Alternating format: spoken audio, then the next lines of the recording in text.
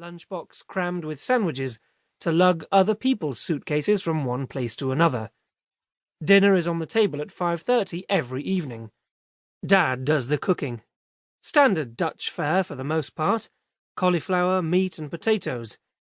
On Sundays we'd always get something from Youp's takeout. My folks earn enough to make ends meet, and they take good care of what they own. I spent my whole childhood whizzing around on second-hand roller skates. They were good enough. I have a loving mother, the kind who has orange juice and biscuits waiting for you when you come home from school. In her whole life, she has been only really angry with me once, when I was very little. I can't even remember what I'd done to upset her. My father is a typical northerner, the strong, silent type, verging on gruff even, but he has a big heart and wears it firmly on his sleeve. He's not afraid to speak his mind, but he seldom has to. What he's thinking is written on his face. More often than not, he's in good spirits, but when his lip starts to tremble, you know there's a storm brewing. His face is sometimes etched with lines, a sign that he's worried and no stranger to worrying. It wouldn't surprise me if most of his worries have been about me. I think at times he wishes he could still hold on to me, the way he used to when we'd cycle over to see Grandma when I was a kid. One hand resting on the back of my neck to stop me falling and keep me on the straight and narrow.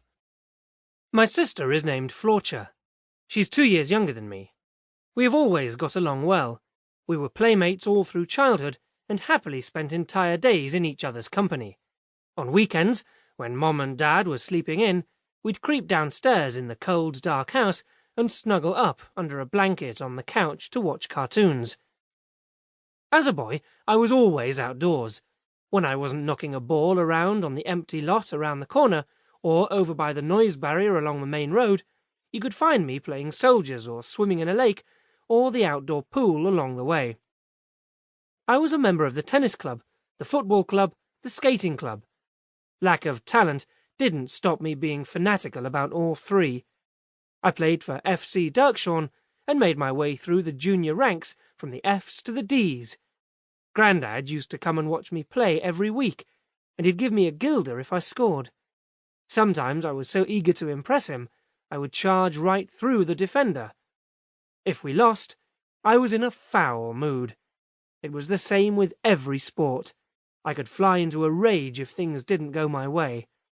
All the same, I knew better than to throw a tantrum. If I had hurled my racket to the ground when I lost at tennis, Dad would have marched onto the court and dragged me off by the hair. I went to school in Dirkshawn. There were only 8 children in my class all the way through junior high. Our favourite playground game was marbles.